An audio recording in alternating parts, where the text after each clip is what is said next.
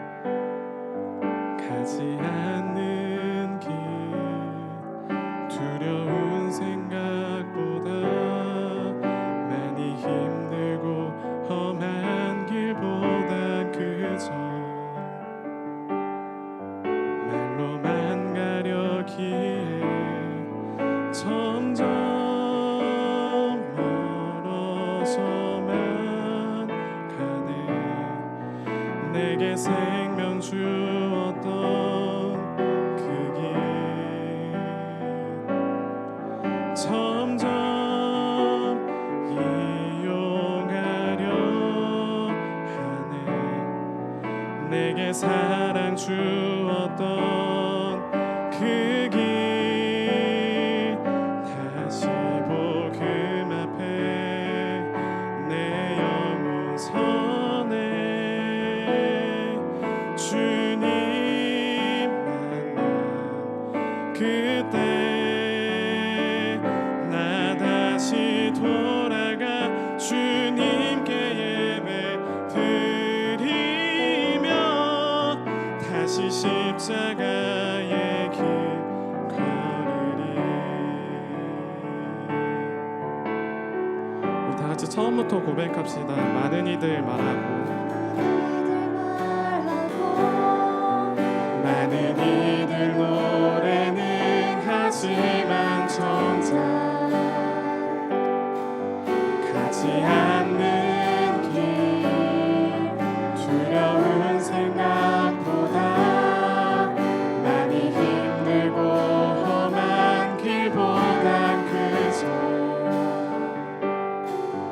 말로만 가려기에 점점 멀어져만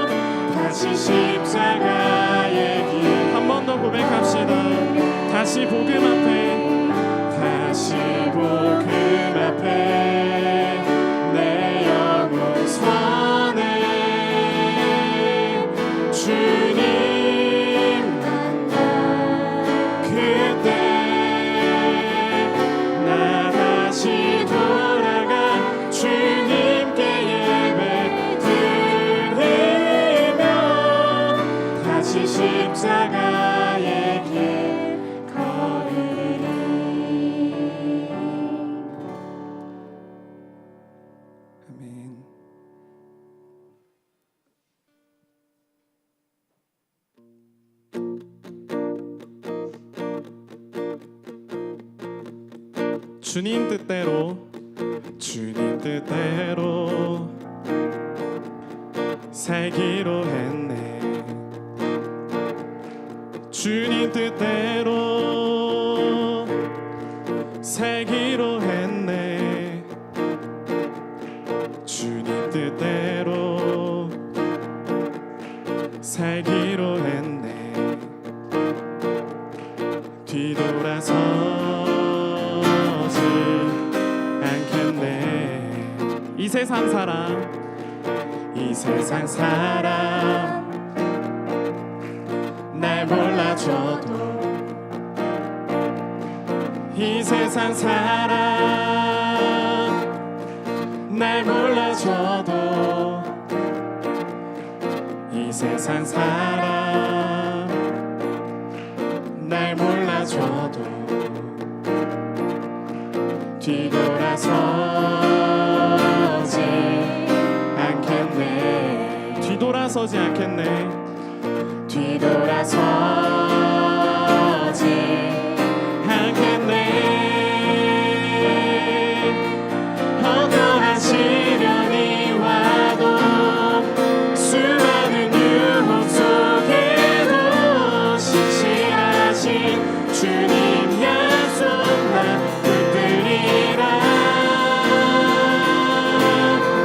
세상이 이해 못하고 우리를 조롱하여도 신실하신 주님 약속만 붙들리라. 결국 돌아서지 않으리. 3절로 찬양할까요? 세상 등지고 십자가 보내. 세상 등지고 십자가 보내. 세상 등지고 십자가 보내. 뒤돌아서지 않겠네. 뒤돌아서지 않겠네. 뒤돌아서지 않겠네. 어떠한 시련이 와도 수많은 유혹 속에도 신실하신 주님 약속 난 붙들리라. 세상이 이해 못하고 우리를 조롱하여도 신실하신 주님 약속 난 붙들리라. 어떠한 시련이 와도 수많은 유혹 속에도 신실하신 주님 약속 난 붙들리라. 세상이 이해 못하고 우리를 조롱하여도 신실하신 주님 약속만 붙들리라. 어떠한 시련이 와도 수많은 유혹 속에도 신실하신 주님 약속 난 붙들리라. 세상이 이해 못하고 우리를 조롱하여도 신실하신 주님 약속만 붙들리라. 결코 돌아서지 않으리.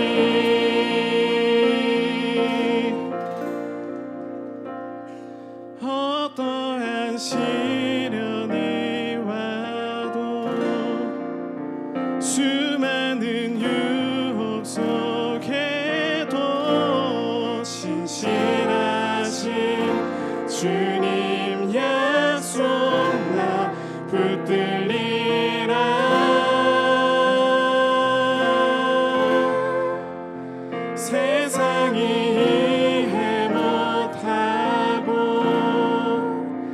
우리를 조롱하여도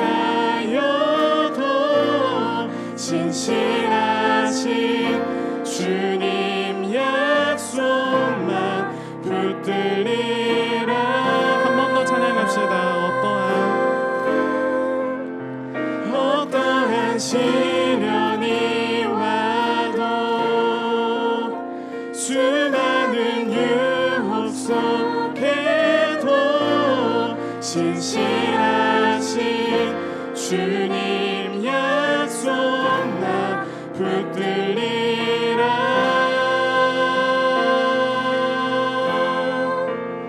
세상이 이해 못하고 우리를 조롱하여도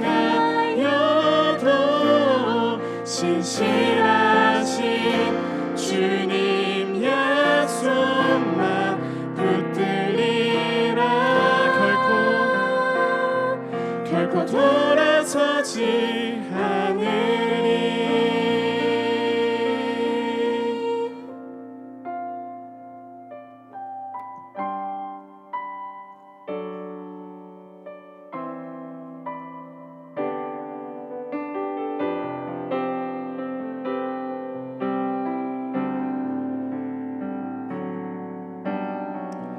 이 세상 가장 아름다운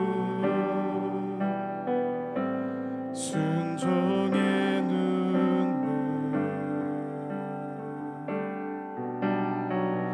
온 세상 다시 빛나게 한 생명의 눈물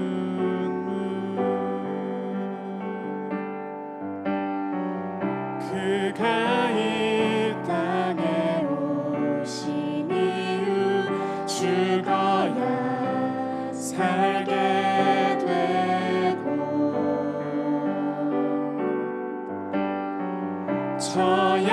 져야만 승리하는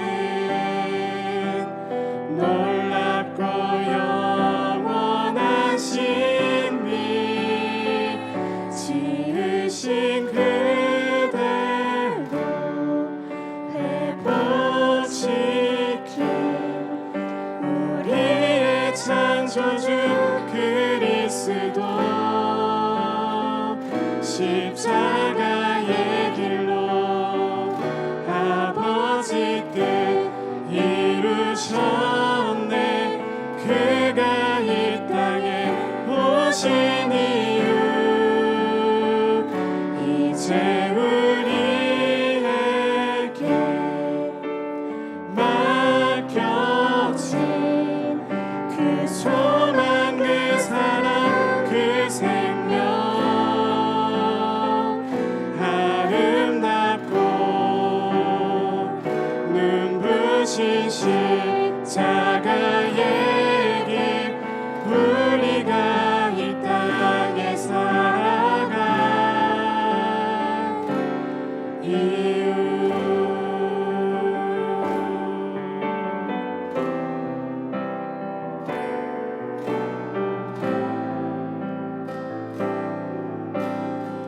그가 이 땅에 오신 이유 그가 이 땅에 오신 이유 죽어야 살게 되고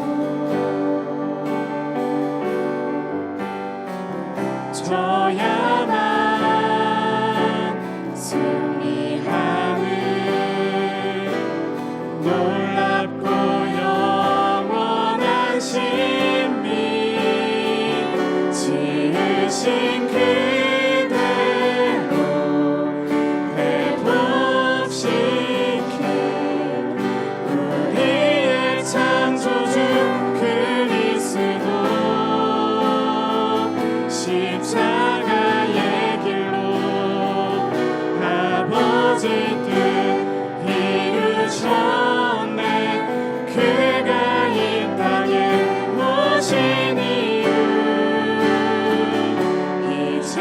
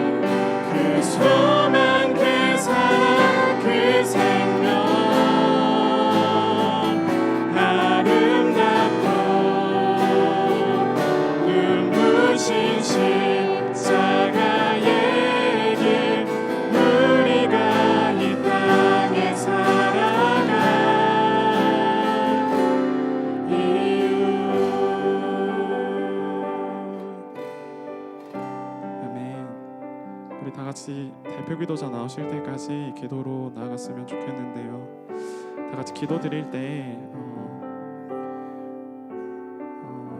우리에게 각자 주신 마음 가지고 함께 기도했으면 좋겠습니다. 다 같이 기도 드리겠습니다.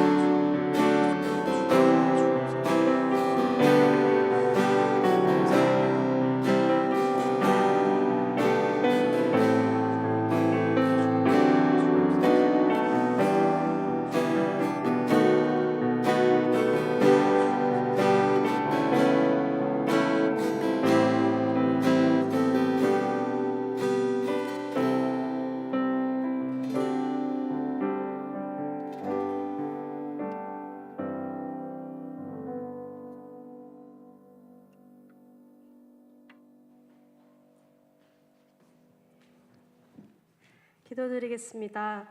하나님 아버지 감사합니다. 오늘도 이렇게 예배 자리에 나오게 해주셔서 저희가 이렇게 주님과 함께하는 시간 허락해 주신 것 감사드립니다. 주님, 오늘 피지 선교팀이 이제 출발을 합니다. 마지막에 드리고 가는 이 예배가 주님께서 그들의 가는 길을 더욱 지켜주실 수 있기 원합니다. 주님, 이제 말씀을 전하시는 목사님께도 주님께서 그 입을 허락하여 주셔서 주님, 저희가 이 말씀을 통해 또 한 주 살아갈 수 있기를 원합니다. 감사드립니다. 예수님의 이름으로 기도드립니다. 아멘.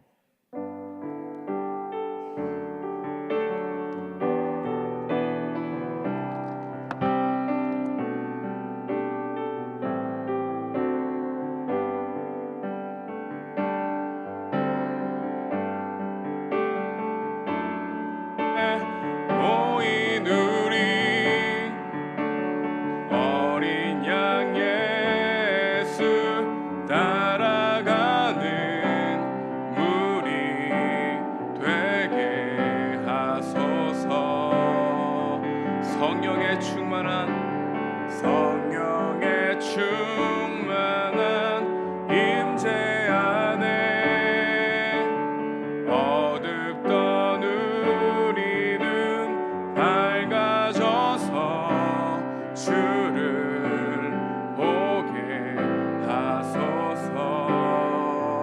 당신의 겸손함, 당신의 겸손함, 당신의 거룩함, 당신의 정직함 우리에게 보이사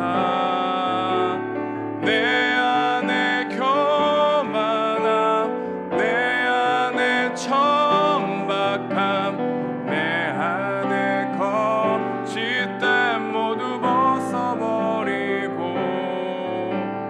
어린 양 예수 따라가는 무리 되게 하소서.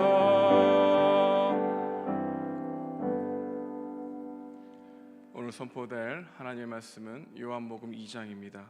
요한복음 2장 13절에서 25절까지 말씀, 하나님의 말씀 우리 함께 한 절 한 절 교독하도록 하겠습니다.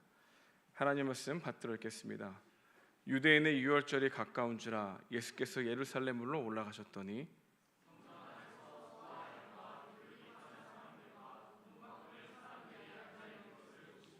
노끈으로 채찍을 만드사 양이나 소를 다 성전에서 내쫓으시고 돈 바꾸는 사람들의 돈을 쏟으시며 상을 엎으시고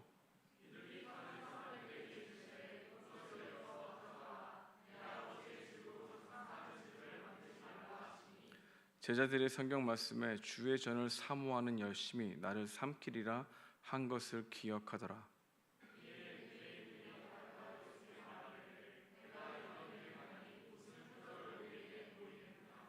예수께서 대답하여 이르시되 너희가 이 성전을 헐라 내가 사흘 동안에 일으키리라.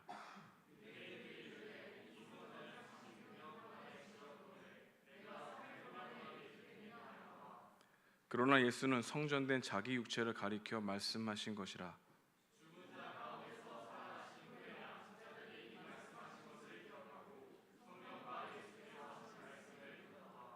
유월절에 예수께서 예루살렘에 계시니 많은 사람이 그의 행하시는 표적을 보고 그의 이름을 믿었으나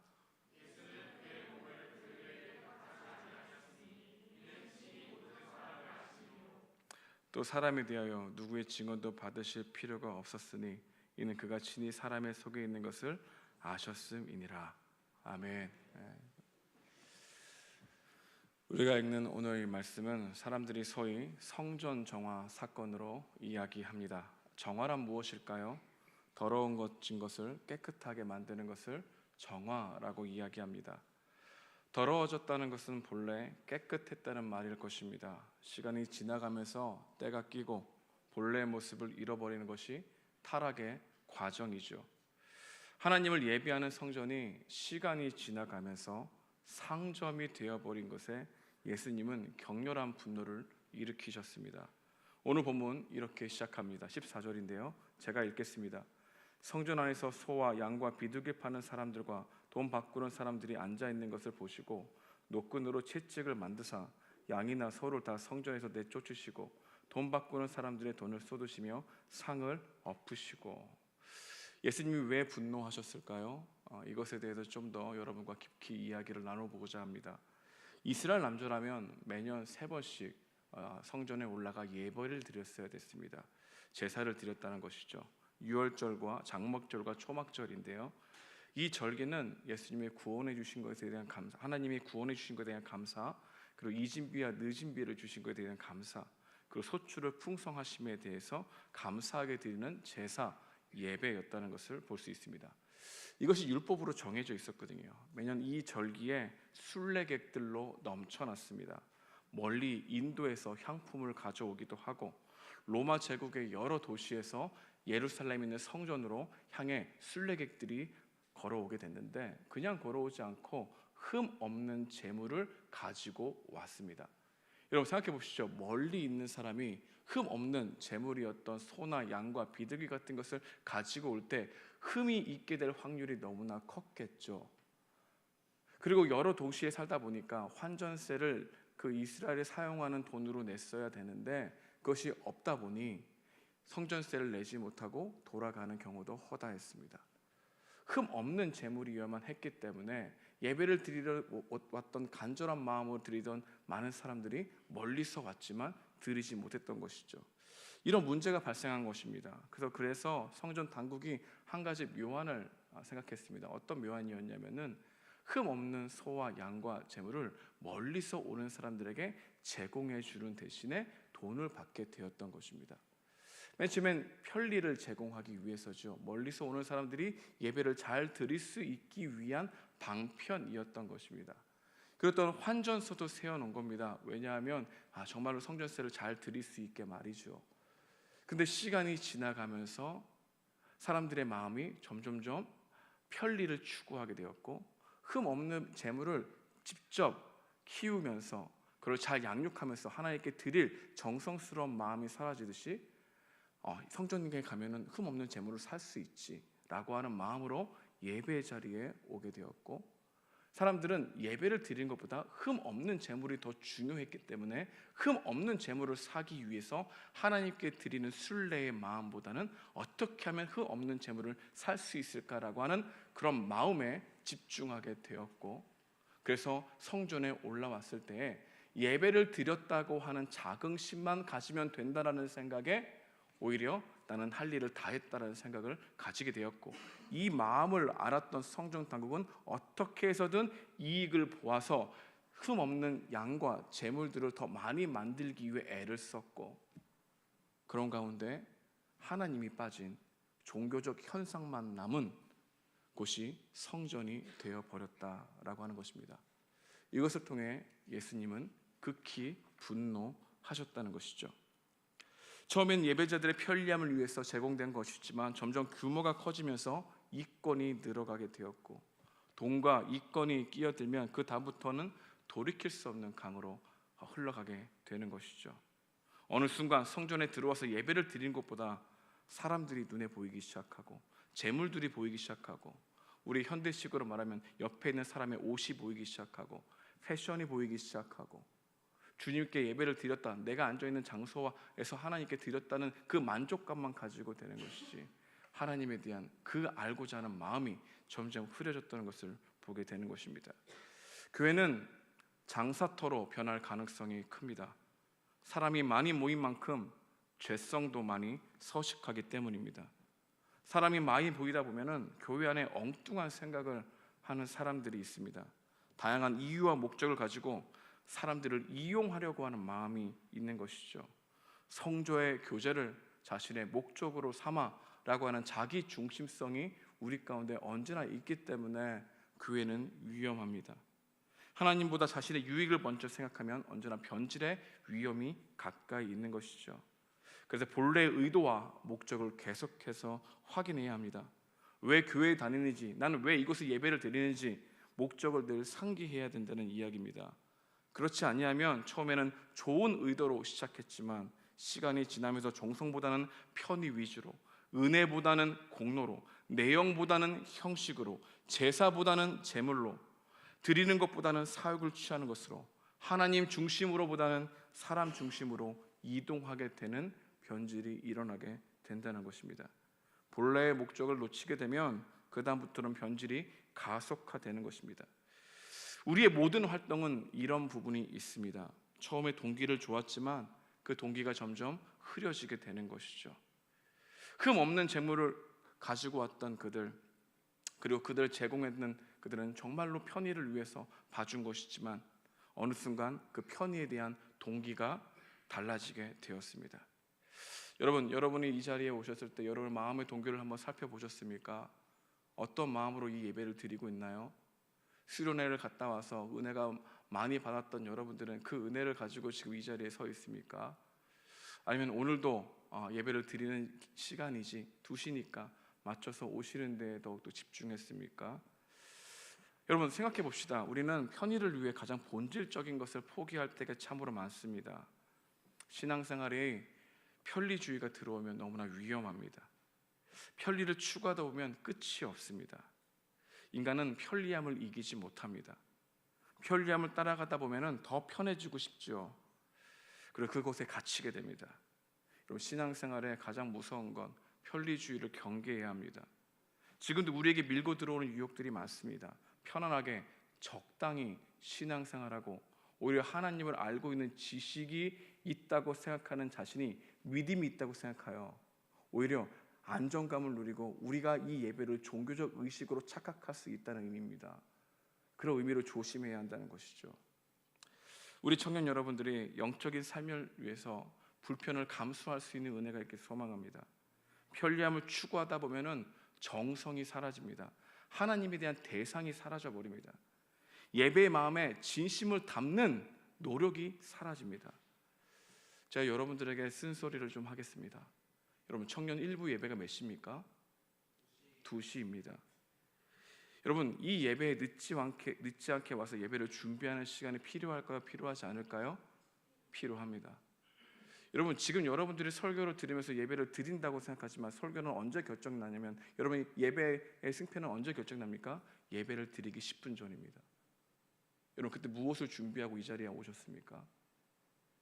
그동안 일주일간 여러분의 삶을 돌이키면서 내가 하나님을 의지하지 않고 나를 의존했던 것을 회개하고 돌이키는 마음으로 이 자리에서 하나님의 말씀을 받겠다는 심정으로 예배를 드리고 있습니까? 여러분은 정말 내 자신이 하나님 앞에 설 수 없는 존재인데 이렇게 예배를 드릴 수 있는 은혜의 감사함으로 이 자리에 와서 하나님께 그렇게 찬양을 올려드렸습니까? 여러분 찬양이 준비 시간인가요? 아니죠. 여러분 찬양이 예배입니까? 준비 시간입니까? 예배이죠. 찬양은 우리가 곡조 있는 기도로 드리는 것이죠. 여러분 찬양을 드릴 때 정말 그 마음을 담아서 하나님께 올려드렸습니까? 여러분 정말 그 은혜에 감사하는 반응으로 드리는 예배이냐 말입니다. 예배를 그런 마음으로 드리지 않으면 우리는 어느 순간 성전이 상점으로 변하게 되는 것처럼 신앙생활을 하나님께 드리는 이 고백이 오히려 종교적인 모습으로 변질될 가능성이 많다는 것입니다. 저는 앞자리에 오는 것을 선호합니다. 근데 여러분, 제가 종종 여러분 뒷자리인데 앞으로 가라고 하는데 그렇게 말하면서도 불편합니다. 뒤에서도 말씀을 잘 듣는 여러분들이 있겠죠. 어떤 분들은 뒤에서 머리만 보이니까 2층으로 올라가서 예배를 집중하고자 하는 마음으로 올라가는 분들도 있다는 걸 알고 있습니다. 좋습니다. 너무 좋아요. 여러분, 이렇게 여러분들이 어떻게 해서든 하나님의 말씀을 여러분 마음 가운데 나에게 주시는 말씀을 드리려고 하는 그 노력 자체가 예배라는 것입니다. 여러분, 예배를 드릴 때 오늘 말씀이 어떤 것을 은혜 받을까, 하나님 어떻게 말씀하실까라기보다 어떻게 주님이 나에게 말씀하고 순종할까라는 마음으로 드리지 않는 예배라면은 우리는 응답하는 예배가 아니라 말해봐, 내가 들을 만한 거 들을게 라고 생각하는 예배일 수 있다는 것이죠. 우리는 조금만 상황이 복잡해지고 분주한 일이 많아지게 되면은 바빠지고 피곤하다는 명목으로 예배에 자주 빠집니다. 편리를 추구하다 보면 언제나 상황과 타협하게 되죠. 타협을 반복적으로 하게 되면 변질이 일어납니다. 여러분, 신앙생활은 불편함을 감수하는 겁니다. 그 불편함을 자발적인 동기로 나아가는 것이죠. 반드시 여러분들이 상황의 노예가 되면 예배를 예배로 드리지 못하고 예배를 해치우게 될 것입니다. 믿음의 선배들은 예배를 위해서 많은 대가를 지불했습니다. 어디론가 멀리 갔다 와도 주일이 되면 예배를 위해 돌아왔습니다. 헌금을 드릴 때에도 그냥 주머니에 넣지 않고 빼지 않고 미리 준비했습니다. 일찍 일어나 아주 비싼 옷은 아닐지라도 깨끗하게 다려 입고 나왔습니다. 정성이 담긴 행위를 통해 진심을 표현하고 싶었던 것이죠. 이것을 라떼는 말이야 라고 생각하지 말라는 겁니다. 전통주의로 생각하지 말라는 겁니다. 여러분, 율법을 분명하게 알게 되고 복음을 선명하게 알게 되면 반드시 율법으로 돌아갑니다. 그 율법으로 돌아가는 우리들의 마음은 반응의 마음이에요. 예전에 의무감으로 했다면, 예전에 내가 하나님의 사랑을 일으키기 위해서 율법을 생각했다면, 그 복음의 은혜를 알게 된 우리들은 더욱더 진지하게 하나님을 예비하고 경외하는 마음이 생긴다는 것입니다. 여러분, 수련회에서 은혜를 많이 받았다고 이야기하시는 분들, 하나님께서 은혜가 넓혔다, 하나님이 너무 좋았다라고 생각하는 분들, 이 자리에 어떻게 예배를 드려야 될까요? 여러분, 전심으로 유일한 가치로 그분을 바라보려고 하는 그 마음이 반응이 된다는 것입니다. 그게 예배자의 모습이라는 것이죠. 예수님은 성전이 상점이 된 것을 보고 불같이 화를 내셨습니다. 좀 낯설어요. 예수님이 화를 내셨다. 한번 재구성해 보겠습니다. 노끈으로 채찍을 만드셨습니다. 성전 한쪽 구석에서 채찍을 만들고 계신 예수님의 모습을 상상해 보십시오. 온유하고 포근한 미소였겠습니까? 아니죠. 화가 나도 단단히 나셨습니다. 예수님은 채찍을 휘둘러 양과 소를 쫓아내고 돈 바꾸는 사람들의 돈을 쏟아버리고 상을 둘러 엎으셨습니다. 예수님이 이렇게 분노하신 두 가지 이유가 있습니다. 오늘 본문이 그걸 얘기해 주는데요. 첫 번째 이유는 종교 지도자들의 위선과 탐욕입니다. 다시 말하면 신앙이 있다고 생각하는 여러분들의 위선을 보고 하나님은 분노하실 수 있다는 것입니다. 겉으로는 순례자를 위하는 척했지만 속으로는 교묘하게 자기들의 욕망을 추구하는 도구로 순례자들을 이용하는 것에 대해서 예수님은 분노하셨죠. 그들은 나는 남들과 다르다라고 하는 은근한 자부심을 가지고 있었고, 내가 이렇게 해도 괜찮다라고 하는 명분을 내가 성전에서 일하는 것으로, 내가 이곳에 계속 머물고 있다는 것으로, 우리식으로 말하면 나는 어렸을 때부터 신앙생활을 하고 있어, 우리 부모님이 다 장로 권사야 라고 하는 것을 의지하고 있었던 그들의 위선적인 모습을 보고 분노하셨다는 것이죠. 예수님의 눈에 비친 성전은 시당 바닥과 다를 것이 없습니다. 장사꾼들이 사람들을 부르는 소리, 흥정하는 소리, 짐승들이 울부짖는 소리를 성전에서 국색통을 이루고 있을 때 사는 동안 이런저런 일들에 지치고 상처 입은 사람들이 하나님 앞에 나와 고요히 자기를 돌아보고 참회하고 용서함 받고 새 힘을 얻는 공간이어야 될 성전을 시장이 되게 했던 것에 대해서 우리 주님은 크게 아파하셨다는 것이죠. 여러분 이 자리에 왔을 때 정말 옆에 있는 지체의 민낯을 살피며 근심 어린 눈으로 바라보고 있는 사람들을 바라보고 이 자리에 앉아서 기도하신 적 있습니까? 고요히 여러분들의 인생을 뒤돌아보면서 내가 어제의 믿음으로 오늘 살 수 없다는 걸 알고, 내가 언제나 후회하는 인생이라는 걸 알고, 나의 연약하고 부족함을 그냥 마음속에서 외면하는 것이 아니라 그걸 끄집어내어 주님, 제가 이 문제 다시 십자가 앞으로 나아갑니다 라고는 고백으로 이 예배를 준비하신 적 있습니까? 우리는 무엇에 주목하고 있을까요? 사람들이 많이 모이고 찬양을 하고 소리 높이는 그 열정에 주목하고 있는 것은 아닐까요? 우리는 예배를 해치우고 있는 건가요? 아니면 예배를 드리는 예배자로 서고 있는 것일까요? 여러분, 우리는 한 가지 오해하지 말아야 할 사실이 있습니다. 예수님이 이렇게 분노하신 것은 예수님이 모자라서가 아닙니다. 사랑의 행동이었다는 것입니다. 사랑하시기에 정의로우시고 사랑하시기에 죄를 미워하십니다. 하지만 이러한 분노 속에는 죄인에 대한 긍휼함도 있습니다. 그게 우리 하나님 아버지의 속성인 것이죠. 이정규 목사님이 쓴 이 새가족반, 이번에도 우리가 강의에서 들을 수 있었는데요, 이런 말씀이 있죠. 한번 다 같이 읽어보겠습니다. 시작. 하나님의 모든 행동은 사랑의 행동이기 때문에 사랑이시다. 하나님께서 모든 것을 사랑으로 다스리시기 때문이다. 그분의 모든 행동은 사랑으로 펼치시는 행동이다. 지금 예수님이 분노하시는 것은 사랑으로 펼치시는 행동이었다는 것입니다. 그래서 주님은 성전 정화를 일으키신 거예요. 여러분 때로 책찍을 하고 여러분들에게 쓴소리를 하고 여러분들에게 이건 아니다고 말하는 이 소리를 사랑의 소리로 들을 수 있는 은혜가 있길 소망합니다. 이런 마음을 배우고자 하는 마음이 있어야 돼요. 여러분, 우리는 영적인 존재라서 이 사람이 나를 사랑해서 하는 것인지 아니면 판단하고 정죄하는 것인지 너무나 잘 알죠. 그럼에도 불구하고 이 자리에서 제가 여러분들에게 말합니다. 예배를 드리고 있는가 아니면 예배를 해치우고 있는가, 그분을 향한 반응으로 예배를 드리고 있는가, 은혜를 받았다고 하는데 복음을 이제 알겠다고 하는데 삼위일체의 하나님의 구원의 신비가 나는 분명히 깨달아졌다고 하는데 우리의 일상은 무엇이 변하고 있냐는 것이죠. 두 번째로 예수님이 분노하신 이유가 있습니다. 그것은 바로 이방인에 대한 차별적인 태도였다는 것이죠. 여러분, 성전 관리국이 어디서 이렇게 상점을 여신 줄 아십니까? 이방인의 뜰이었어요. 성전은 여러 구역으로 나눕니다. 유대인만 들어갈 수 있는 구역, 그리고 제사장만 들어갈 수 있는 구역. 여기는 이방인들도 들어갈 수 있는 구역인 거예요. 여러분 생각해 보십시오. 이방인 뜰에 상점을 만들어 놓고 흠 없는 소와 양과 비둘기를 파는 그 곳으로 정해놨다는 것은 이방인들은 기도하지 않아도 돼. 너희들이 무슨 마음으로 기도를 해? 너희들은 선민도 아닌데, 넌 이스라엘 백성도 아닌데. 그러한 사람을 하찮게 보는 그 마음에 우리 주님은 분노하셨던 것입니다. 이방인을 무시하고 차별적으로 나는 너보다 괜찮은 존재야. 여러분 생각해 보십시오. 이방인들이 얼마나 하나님께 나가 기도하고 싶을 때, 간절한 마음이 있을 때 옆에서는 계속해서 음매 소리가 들립니다. 이걸 살겠다고, 너무 비싸다고 깎아달라고 이기하는 이야기를 들을 때 그것이 하나님께 기도하는 집이 되겠습니까? 될 수가 없죠.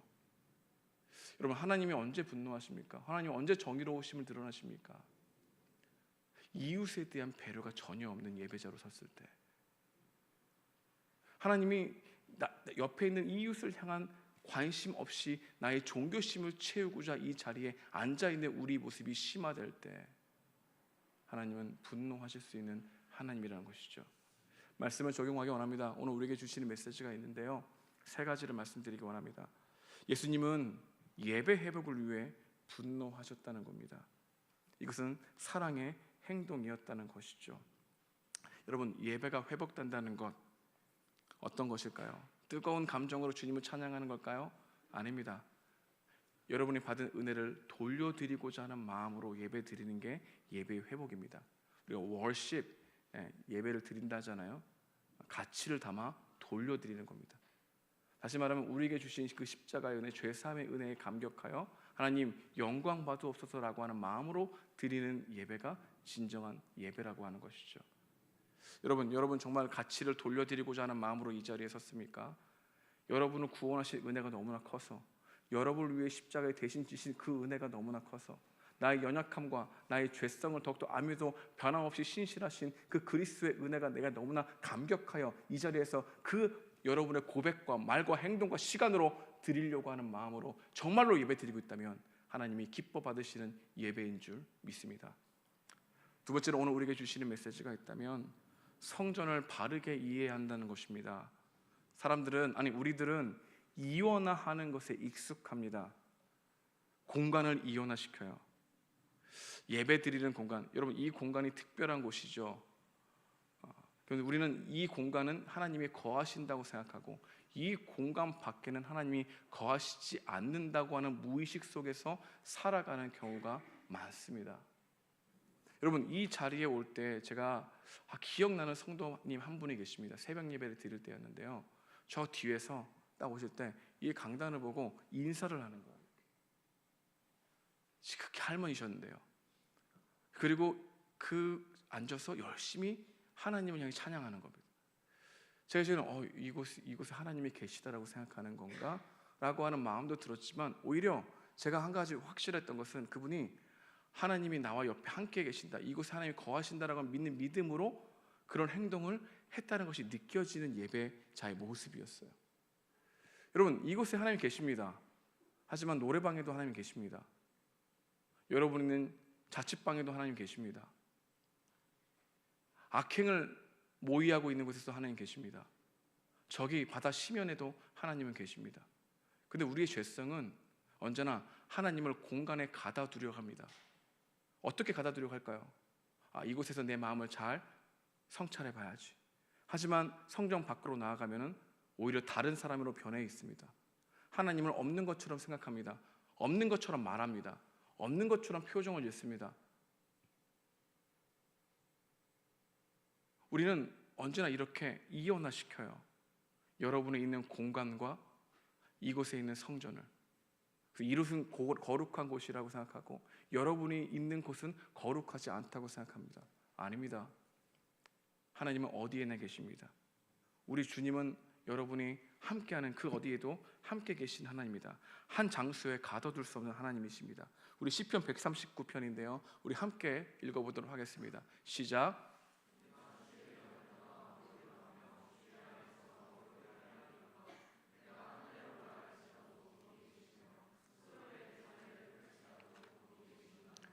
내가 새벽 날개를 치며 바다 끝에 가서 거주할지라도 거기에도 주의 손이 나를 인도하시며 주의 오른손이 나를 부시리라. 아멘. 여러분 우리는 이 말씀을 언제 이용합니까? 여러분이 힘들 때만, 여러분의 마음이 가난해질 때만. 하나님 언제나 계시죠. 내 상황 속에 계시죠. 근데 우리는 얼마나 교만한 존재입니까? 여러분 조금만 여러분의 상황이 나아지면, 여러분 조금만 괜찮아지는 마음이 들면 하나님이 거기에 거하신다는 생각하지 않죠. 하나님을 없는 것처럼 여기고 여러분의 일상을 살아가죠. 그리고 우리는 주일날 와서 예배를 드리죠. 여러분 기억하십시오. 여러분이 드리는 이 예배가 여러분의 살아가는 일상을 정당화시키는 것이 아니라는 것입니다. 오히려 여러분의 일상생활 동안에 하나님을 생각하는 그 삶이 이 예배를 더욱 진지하게 만든다는 것, 이게 예배자의 모습인 것입니다. 하나님은 어디에도 계십니다. 그것을 바라보고 믿고 살아가는 것이 성도의 삶인 줄 믿습니다. 또 한 가지 오늘 우리에게 주시는 메시지가 있다면, 여러분 우리는 끊임없이 우리 내면을 정화시켜야 합니다. 어제의 믿음으로 오늘 살 수 있을까요? 여러분 어제의 믿음으로 오늘 살 수 있어요? 우리 그거 분명히 알고 있죠. 오늘 새롭게 부어주신 은혜가 필요하다고 고백되어지지 않으면 우리는 어제의 은혜로 오늘을 살아가려고 하는 겁니다. 날마다 부어주셔야만 여러분들이 여러분들의 마음을 지킬 수 있다는 거 아십니까? 우리가 항상 삶을 뒤돌아 봐야 돼요. 내 마음을 자꾸 성찰해 봐야 됩니다. 그것을 우리는 기뻐해야 돼요. 왜? 우리는 회개할 수 없는 삶에서 회개할 수 있는 삶으로 하나님께서 은혜를 베푸셨기 때문에. 하나님은 우리를 예비할 수 없는 삶에서 예비할 수 있는 은혜를 주셨기 때문에 여러분의 마음은 하나님의 말씀이 거하는 성전인 것입니다. 하나님 여러분에 거하시길 원하세요. 단 우리가 그 하나님을 거부하기 때문에 하나님을 없는 것처럼 여기는 우리의 죄성이 있다는 겁니다. 수련회 기간 동안 왜 은혜가 충만한 줄 압니까? 3박 4일 동안 하나님을 바라보는 연습과 훈련이 있기 때문입니다. 1시간 이상 계속해서 여러분들이 주님께 기도하고 돌이키는 마음이 있기 때문에 오히려 주의 말씀이 잘 들리는 거예요.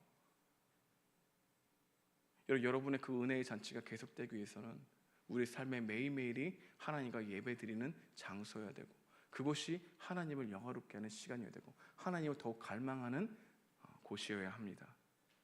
여러분, 수련의 은혜가 과거의 은혜가 아니라 날마다 새롭게 부어주시는 은혜가 되기를 소망합니다. 그래서 우리 다시 시작하는 거예요. 다시 주님 바라보는 거예요. 다시 오늘 또 회개하고 도록하는 거예요. 절망 가운데 낙심하지 않고 주님 저 이렇습니다. 주님도 계속해서 간구하고 고백하는 거예요. 그게 우리의 정체성이에요. 여러분, 수련회를 또 가서 난 성교를 가서 신앙이 자라가려고 하지 말고 오늘 주님이 주시는 은혜를 발견함으로 여러분의 마음과 생각을 지켜지게 되는 인격과 영성이 자라가는 여러분과 제가 되길 주님의 이름으로 축복드립니다. 우리 함께 찬양하겠습니다. 우리 주께 가까이 찬양하며 나아가기 원합니다.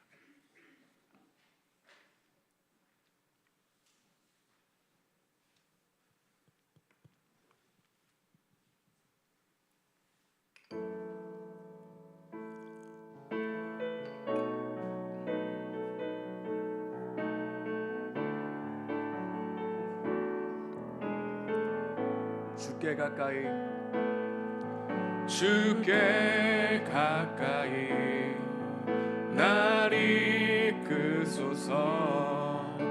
간절히 주님만을 원합니다. 채워 주소서. 주의 사랑을 진정한 찬양 드릴 수 있도록 주께 가까이, 주께 가까이 날 이끄소서. 간절히 주님만을 원합니다. 채워주소서. 주의 사랑을 진정한 찬양 드릴 수 있도록 목마른 나의 영혼 주를 부르니 나의 맘 만져 주소서. 주님만을 원합니다. 더 원합니다. 나의 맘 만져 주소서. 목마른 나의 영혼, 나의 영혼 주를 부르니 나의 맘 만져 주소서. 주님만을 원합니다. 더 원합니다. 나의 맘 만져 주소서. 우리 시간 함께 기도하기 원합니다. 여러분, 여러분의 마음에 무엇으로 채우고 있습니까? 주님이면 충분합니까? 예수님 그분에 대한 갈망이 여러분에 있습니까? 혹시 성전을 상점으로 바꿔버리는 그 마음과 태도로 이 자리에 앉아있고 있진 않나요? 오늘 여러분의 주신 메시지가 있다면 그것을 하나님이 주신 메시지로 믿고 함께 우리의 신앙으로 기도로 고백하는 시간 되기 원합니다. 같이 기도 고백하시겠습니다. 하나님 감사합니다. 우리의 삶을 뒤돌아보기는 합니다. 하나님, 시간과 마음을 드리는 훈련 없이 우리의 삶을 정화되는 길은 없습니다. 계속해서 하나님께 마음을 고정시키는 법으로 체득하게 도와주십시오. 하나님, 나의 마음이 예수님이 거하시는 성전으로 정화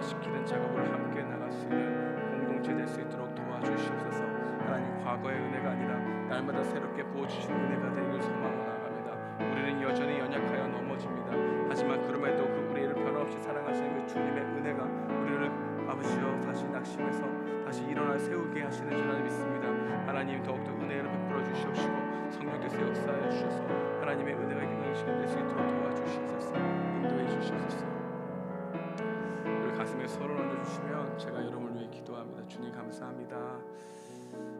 오늘도 감박한 마음으로 이 자리에 앉아 있었지만 다시 주님의 말씀을 듣고 찬양하면서 우리 마음이 부드러워진 마음이 되었다면 그 은혜에 감사합니다. 하나님, 계속해서 하나님께 마음을 고정시키는 법을 체득해야만 아버지 살아가는 연약한 존재임을 고백합니다. 시간과 마음을 들이는 훈련 없이 우리의 삶이 더욱더 정화되는 길에는 없다는 것을 또 알게 됩니다. 마음과 생각을 지킬 수 있도록 우리 옆에 있는 공동체 지체들과 하나님을 바라보기를 힘쓰고 그분을 알기를 더욱더 갈망하며 그분에 대해서 논의하며 나 자신을 성찰할 수 있는 시간들이 많아지는 우리 귀한 공동체 될 수 있도록 인도하여 주시옵소서. 과거의 은혜가 아니라 날마다 새롭게 부어주시는 은혜가 너무나 필요합니다. 하나님, 복음을 더욱더 깊이 깨닫게 되면 우리 마음 가운데 정말 내 자신을 자랑하거나 의지하지 않게 되는 것이 너무나 빠르게 된다는 것을 알게 됩니다. 하나님, 순간순간이 아니라 날마다, 아니 몇 초도 안 되는 시간에 우리의 마음은 너무나 우리 중심적으로 돌아가는 걸 봅니다. 24시간 주님 바라보는 것이 우리의 삶의 목표가 될 수 있는 그 놀라운 겸손함이 우리 가운데 있게 하여 주시옵시고 그런 공동체로 자라갈 수 있도록 주님 더 깨어지고 더 연약해지고 더욱더 부족해지고 더욱더 하나님의 은혜를 갈망할 수 있는 공동체 되게 하셔서 주님이 주시는 아버지의 만족감과 주님이 주신 만남과 주님이 주시는 그 은혜를 풍족함이 우리 가운데 채워지는 우리 귀한 청년님이 될 수 있도록 하나님 은혜를 부어주셨기를 간절히 바라고 합니다. 이제는 예수 그리스도의 하나님 너무나 놀라우신 그 죄사함의 은혜와 하나님의 극진하신 사랑과 성령님의 감화하시고 교통하심이 날마다 주님 우리의 마음을 성찰하며 예배를 드리는 것이 정말 의무감이 아니라 반응으로 하나님께 그 가치를 돌려드리기 원하는 모든 청년들의 머리 위에 하나님의 은혜가 마르지 않기를 간절히 축원하옵나이다. 아멘.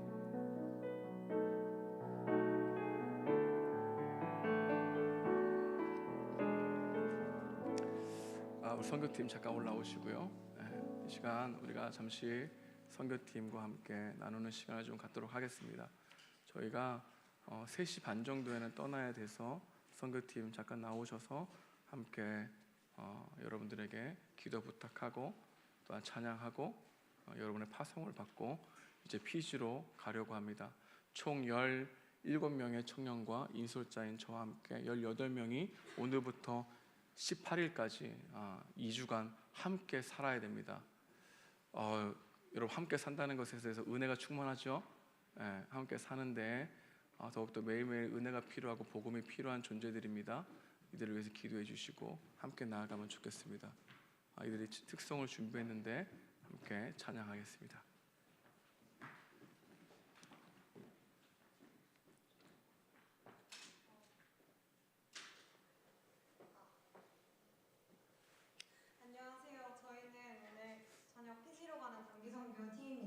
저희가 오늘 특송으로 부를 찬양은 주품의 영어로 스틸이라는 찬양입니다. 저희는 이 찬양을 피지 여러 곳곳에 다니며 부를 예정인데요. 파송해주시는 여러분들께 앞서 들려드리고자 합니다. 이 찬양을 저희가 고른 이유는 이 찬양의 가사가 저희 그리고 많은 크리스천의 간증 같다고 생각했기 때문입니다. 저희는 이 찬양으로 피지 땅 사람들에게 주님께서 우리를 사랑으로 품으시고 우리의 가장 힘든 순간에 함께 하시며 그 위대하신 주님의 사랑 속에서 우리 그리스도인이 어떤 시련도 두려워하지 않는다는 사실을 알려주고 싶습니다. 감사합니다.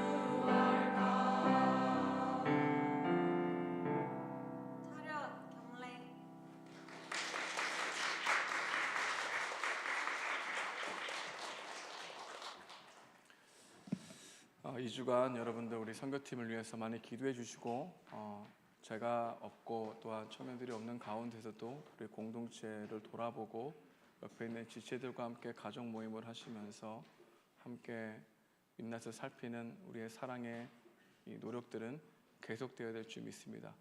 우리 다음 주는 제가 없고요. 다음 주는 우리 윤한선 목사님이 오셔서 말씀을 전하십니다. 또 은혜의 말씀을 주실 거니까 함께 여러분들 예배를 소중히 여기며 나아가는 여러분과 제가 되길 주님의 이름으로 축복드립니다.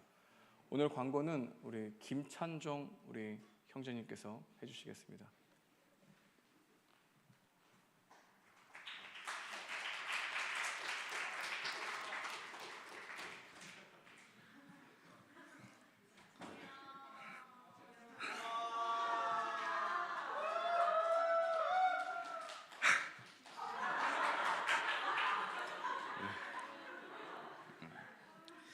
네, 안녕하세요. 회계를 맡고 있는 41기 김찬종입니다. 광고에 앞서 수련회 러브 메신저 팀에서 광고가 있다는데 나와서 발표해 주시면 감사하겠습니다.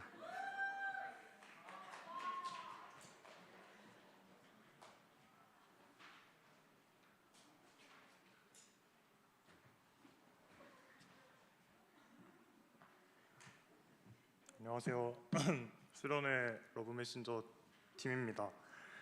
제가 수련회 동안 사랑을 전하는 러브 메신저가 약 1000통 이상 전달이 되었습니다.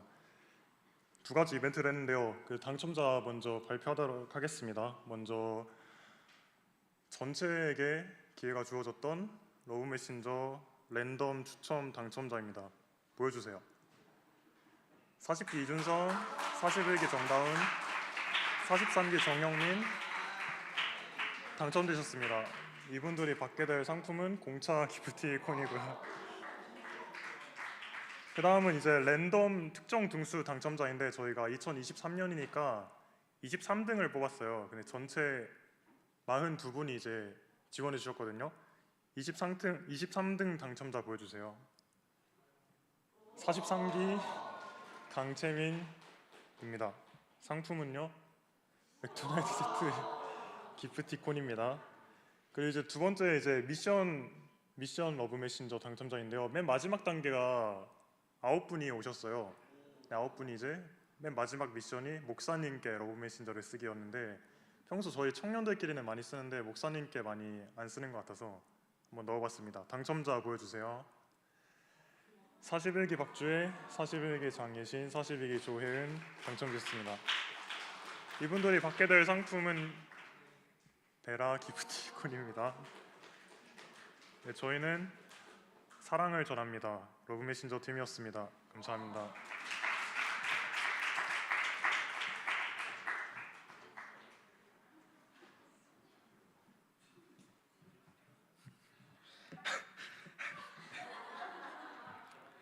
네.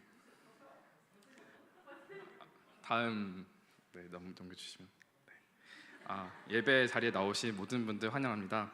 새로 오신 분들은 40기 조은진을 찾아주세요. 네, 손 흔들고 계신 분이십니다. 네, 다음 넘겨주시겠어요? 네. 매주 토요일 교회 교육관 지하 1층에서 청년 일부 기도회가 있습니다. 기도로 하나 되는 공동체 되기 바랍니다. 문의사항은 40기 하석현에게 연락 주시면 감사하겠습니다. 오늘 오셨나요? 2층에 계신다고 합니다. 네. 다음 영수증 제출하실 분은 회계 41기 김찬종에게 찾아주시면 감사하겠습니다. 그리고 다음 겨울 수련회 피드백 받고 있습니다. 작성해 주시면 감사하겠습니다. 네, 다음 PG 선교. 네, 선교팀이 두 주 동안 PG로 떠납니다. 다음과 같은 기도 제목으로 함께 기도해 주시면 감사하겠습니다. PG의 바른 복음이 전해지고 하나님의 사랑이 부은 바 되어 복음의 은혜가 흘러넘치게 하소서. 가고 오는 길 안전을 지켜주시고 선교팀에게 영육의 강건함을 주셔서 모든 일정을 잘 감당하게 하소서. 네, 마지막으로 가족 모임 장소 공지입니다. 유한 현지 가족은 선교로 인원이 적은 관계로 함께 가족 모임을 진행하려고 합니다. 고등부실에서 재직회가 진행 중일 수 있다고 합니다. 고등부실 이용하시는 가족들은 얘기 나눠보시고 본당 카페 이용하셔도 됩니다. 네, 광고 마쳤습니다. 다음 주에 만나요. 안녕.